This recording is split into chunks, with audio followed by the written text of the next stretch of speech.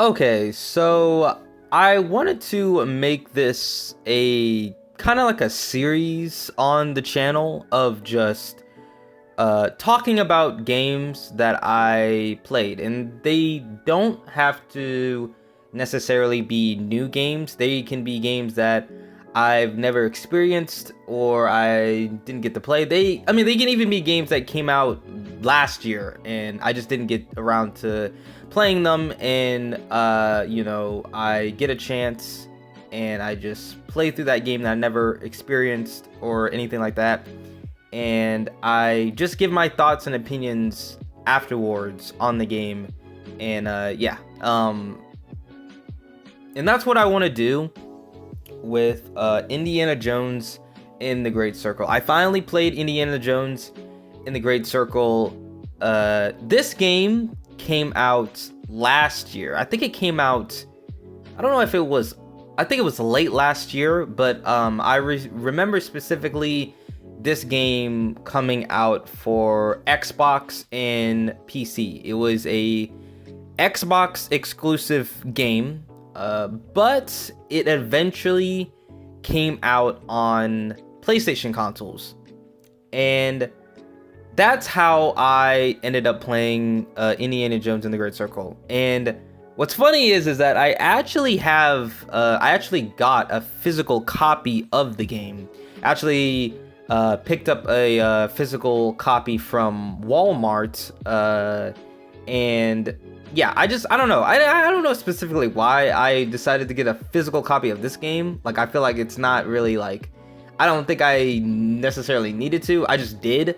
So yeah, and I played through the game and I enjoyed it, and I wanted to give my thoughts and opinions on the game. I don't want to make this a super long video. I just want to go through all the things, the gameplay, story, and just sort of top to down, bottom, my thoughts and opinions on this game.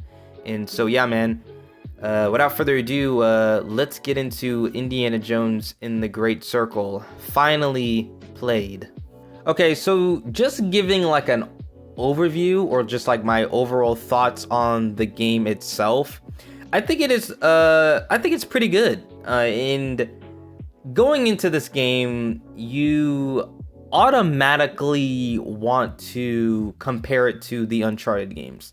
I've played all of the Uncharted games, and obviously they have that adventure, Indiana Jones, like, treasure hunting vibe to it that, you would see in, movies like Indiana Jones. And so coming into this game, it's weird because you're comparing this game to another game that takes inspiration from the same IP from the same game that you're playing right now. And it's kind of a weird thing of like,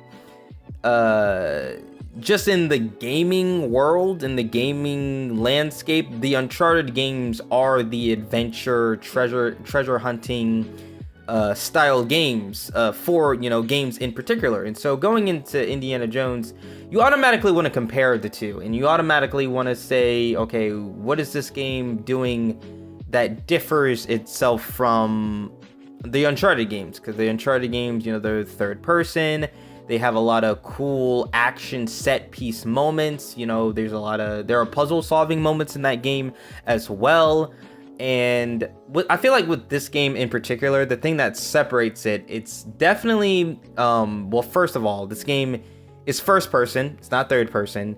And second, just the overall feel of the game. And I'm not talking just like in the feel of the game in terms of like the vibes and everything like that, because it is an Indiana Jones game and it has that style of the movies and like it being an adventure, a pulpy adventure style, treasure hunting like movie.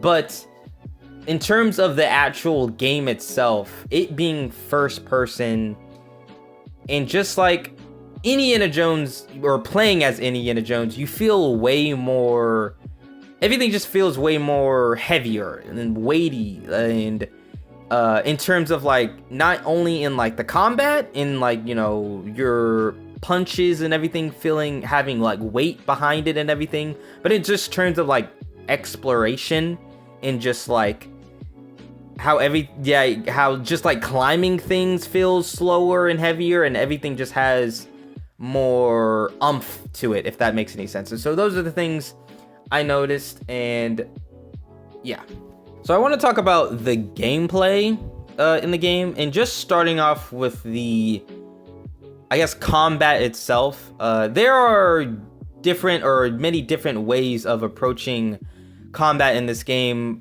First of all, you have like the hand-to-hand combat moments, which are pretty fun. You know, being able to, like, it being first person, it's feeling more just personal, and just having, you know, when enemies come up to you and fight you, you feel a lot more like up and close into like the action and everything. And obviously you have, you know, enemies, you know, you can, I don't want to say like block, you can block and, you know, kind of parry enemy attacks. Like, it's kind of weird because when you're doing hand-to-hand combat, you're using both of your fists, and I think I forget the exact controls, but I think you're using L2 and R2 for both of your fists, and you're able to catch people's like throw or punches and block them, and like kind of do like a counter attack. Yeah, that's what I mean, like a counter attack basically. And those moments are pretty fun. You also get the whip in the game, the iconic whip from, you know, the Indiana Jones movies, and that can be useful in combat as well. Not only in the gameplay, because in terms of like the combat, you can use it to basically stun enemies, and you can also use it to, you know, if there's an enemy that has a gun, you can use the whip to knock the gun out of the enemy's hands, and that can be useful as well. But the whip can also be used just for like different areas and different environments when you're traversing and everything. You know, you can whip like a ledge or like a wall, and you can climb up the wall using the whip. And so there are, you know, moments where like you're having to use the whip to traverse around areas in everything. You also get a revolver in this game. Now, I didn't really use the revolver all that much in this game. I think there was like maybe like 1 or like 2 times where I like really used the gun in this game. I'm sure there are probably like other people who used like the revolver way more than I did and probably used it better. But that's another weapon that you get in this game. You fight Nazis in this game. Those are the main enemies in the game. Like, you have like, you know, a regular Nazi, and then you have like a kind of like a I guess like a brute, or like a heavier, you know, set enemy. But those are usually the 2 sets of enemies that you get in this game. Like, it's nothing, you know, crazy or anything like that.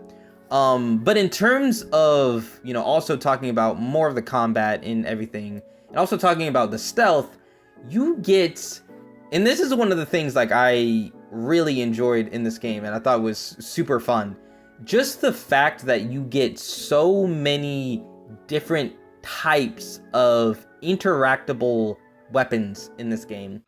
There are so many different types of weapons that I literally made a list of all the different type of weapons that you can use in this game, and I'm going to list them all right now. Okay, so you can use a frying pan, a cleaning brush, brooms, a crutch, which I didn't even know you could use a crutch in the game, a rake, a bottle, a candlestick, a fly swatter, which is pretty funny, a mandolin, which I think is another type of like instrument, a guitar, a baton, a pipe wrench, a handbell, a torch, a spatula, a shovel, a hammer, and a pipe. And I'm pretty sure that's all of them. I could be missing some of them, but just the fact that this game has like just has like a variety of different I I guess like weapons you can use in the game, just like a bunch of random tools that you can use in the game, kind of just makes it feel more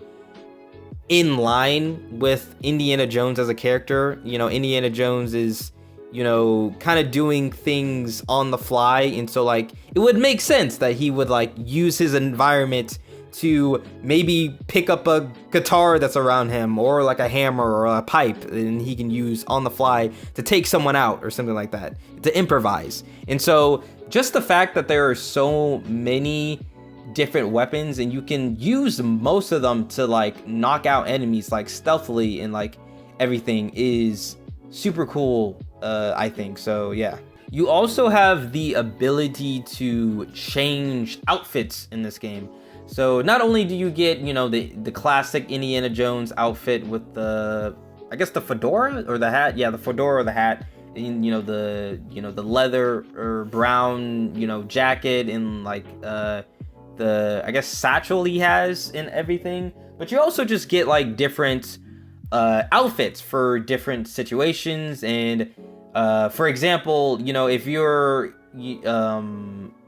infiltrating like an enemy camp or an enemy Nazi camp in this game, you have the ability to like dress up as one of the Nazis, and so you can infiltrate the Nazi camp dressed up as a Nazi, so you don't have to fight anyone. And so if you're trying to I know there was one part in the game where I was trying to get I forget what the exact item was, but there was like a huge enemy camp, and I saw that in the enemy camp that you could put on a disguise, and it made it more easier to get the item that I was trying to get and get out. But you can also use different disguises to get into like certain places. And so, for example, in this game, you have like these secret like fighting club like hideouts that you can go to and like fight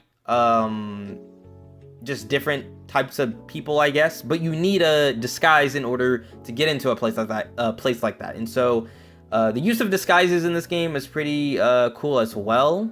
There are also many puzzles in this game as well. Obviously, that's another thing that you compare to Uncharted. And the puzzles in this game are pretty good as well. They're the type of puzzles that, you know, they're fairly, I don't want to say easy, but they're like, you know, they're not super challenging, but they do make your brain think. And, you know, there are most of the, if not all of the puzzles I was able to solve on my own. And so there wasn't any like necessarily difficult puzzles. I'm sure, because I'm not sure if there's a way to, in terms of like the difficulty, like when you bump up the difficulty, if that makes the puzzles even harder. I'm not sure. I haven't looked into that, but I did play this game on, I think, normal mode or medium mode or something like that. And so the puzzles that I encountered, most of them, because I haven't done all the puzzles in this game, there are still a lot of, you know, side mission puzzles and a lot of different things that I probably didn't interact with that you can do in this game in terms of like the puzzles and everything like that. But yeah, the puzzles was another thing in this game that I enjoyed as well. Also, just talking about more, a little bit more of the gameplay, in terms of like the upgrades that you get in this game, you get like these, they're like books. You basically get like different books with like different upgrades. So like there are certain books that upgrade your hand-to-hand combat, or they upgrade your stamina or your health, and those were, you know, pretty cool. I mean, it was a pretty interesting way to do an upgrading system, you know, having just like these different books around that you can find, and that's how you upgrade the character. And so that's a, you know, another little cool thing that I liked. Okay, so talking about the exploration, it's interesting because this game is a single player story driven game, and going into it, I didn't know a lot about this game. And one of the things that I didn't know a ton about it was the exploration and how much that you could explore and how open the areas would be with the different locations that you go to in this game. And I didn't realize it until you got to the first opened area in this game, being the Vatican. Now, this game isn't open world, but when I got to this section of the game, I didn't realize how open the game was in terms of the different side missions that you could do, the puzzles, the collectibles, all that stuff. It definitely surprised me because literally, the one day I was playing this game, I literally only did like side missions and different activities in the game, because that's how much there was, like, so much just in one area, like my playthrough on one day. That's how much was, like, going on in just like this one area. And so in terms of like the different places that you go in this game, obviously, you have the Vatican. You also you go to Giza, with the pyramids. You go to the Himalayas, which is a more restrictive area in terms of like where you can go. But you also go to Sukhothai, which is a kind of like the jungle foresty area in the game. And so the game has like different locations with different environments and just different side missions that you can do in the game, in just like different explorable areas with like different puzzles and different like and like with the side missions, they're not just like, I feel like the side missions are interesting because I feel like a lot of the side missions, or each side mission that I played at least, felt like its own little mini adventure in its own way. And I really did enjoy that, because you would meet different characters, and you would have to solve, different puzzles within those side missions and everything. And so, yeah, I definitely enjoyed the different areas that you could explore in this game and everything. And yeah. Okay, so talking about the story for the game. The story is pretty solid. I enjoyed the story for the most part in this game. It's a very standard, typical, treasure hunting adventure style, game. In terms of like comparing it to like the Uncharted games, it definitely has like the same feel of like going on an adventure, meeting new companions, having wild, outlandish, cinematic set pieces and stuff like that. And it definitely feels like this definitely does feel like this could have been a theatrical Indiana Jones movie that could have come out, during the period of Indiana Jones movies, which I guess was like back in like the 80s or something like that. And so in terms of this story, it's, a very solid story. Obviously in the game, you play as Indiana Jones. That's the main protagonist that you follow throughout the game. And he's a pretty fun character. And, just comparing this version of Indiana Jones to the movie version of the Indiana Jones, they do a pretty good job of capturing that same essence, of, that Harrison Ford portrayal that is from the movies. And so I think they do a pretty good job with that. Obviously they have Troy Baker as the voice of Indiana Jones in this game. And yeah, going into this game, especially with knowing the history of Troy Baker in his just the vast roles that he's had with like many video game characters, him going into this and playing a version of Indiana Jones was interesting, just in the fact that like he is doing a pretty good job of portraying a Harrison Ford Indiana Jones, in my opinion. Like, there are some times where, like, when you're listening to his voice where you're like, oh, okay, that sounds like Troy Baker a little bit. Like, you can tell that's Troy Baker trying to do of Indiana Jones voice, but for the most part, yeah, he does a pretty good job, in my opinion.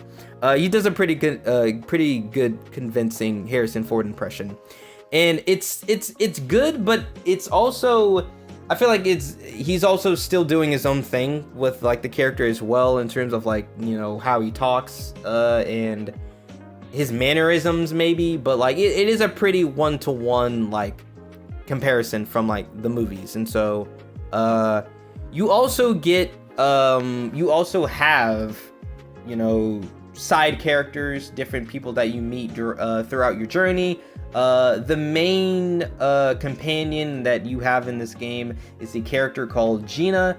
I'm pretty sure this character is made up specifically for this game in particular. I'm pretty sure she didn't appear in any of the movies. And so, yeah, she's a pretty, you know, cool, fun character, companion that you have in this game.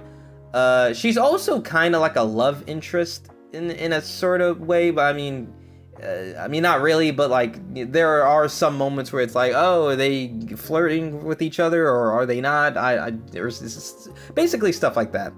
In terms of the villains in this game, obviously you have the Nazis in this game. Those are like those are basically like the main villains in the game as well. You also have the Giants too. That's another thing. That's another I guess I want to say I guess set of enemies, I guess, that you go up against as well. Namely the main, I guess, giant in this game being Tony Todd's character in this game. He is like he's kind of like, he is one of the antagonists that you go up against in this game as well, but not like trying to, or not going into like specific like spoilers in this game as well. He's also kind of like a ally / antagonist in a sort of way, and I really like this character. I'm not sure if this is like one of the last performances that Tony Todd had in this, I guess in his career in general, because last year he did pass away.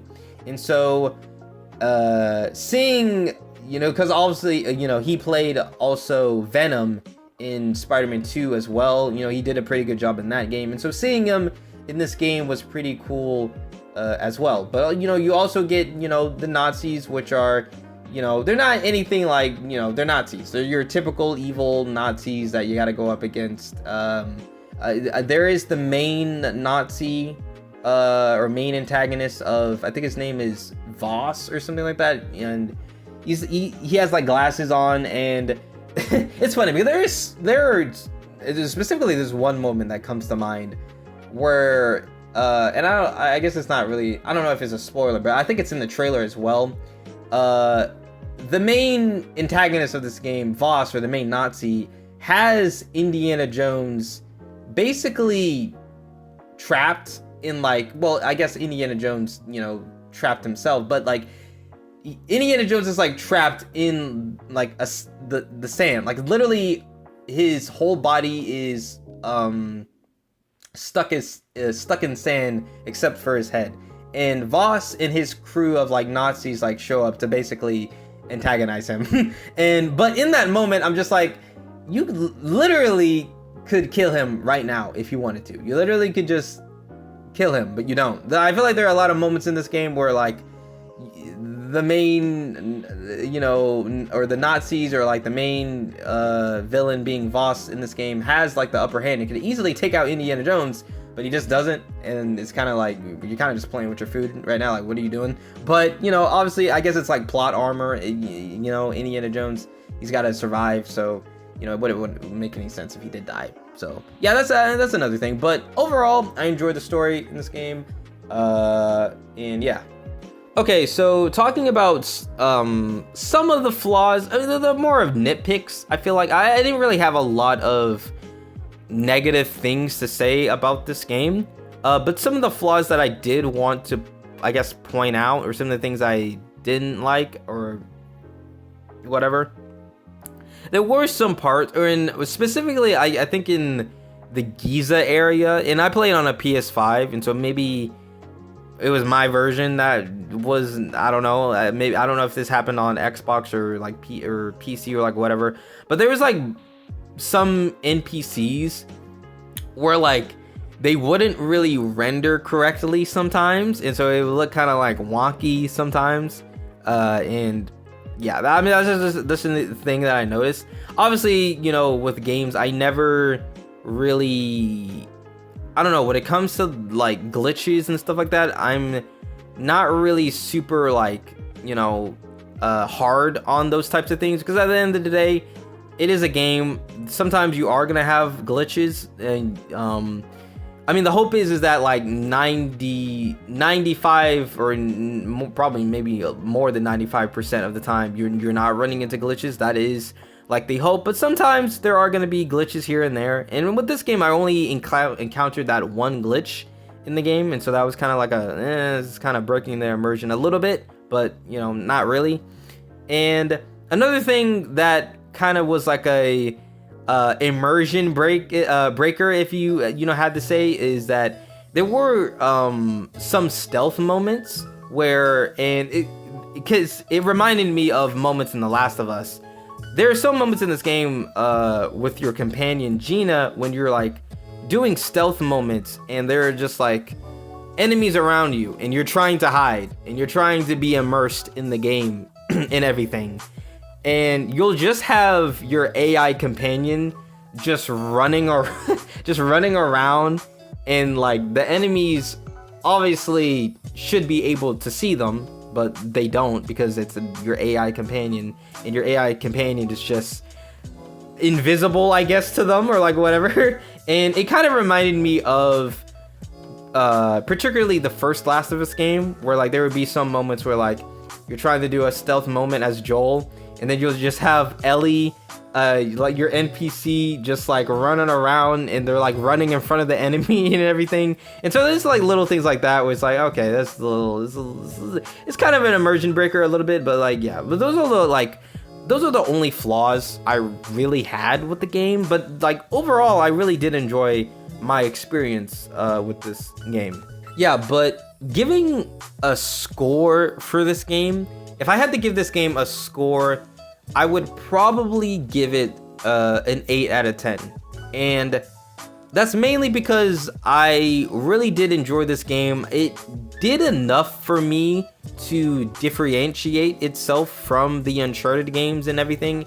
And just playing through this game made me want to go back and play through the Uncharted games and experience that, you know, feeling of being on an adventure and having like these cool set piece cinematic moments with, you know,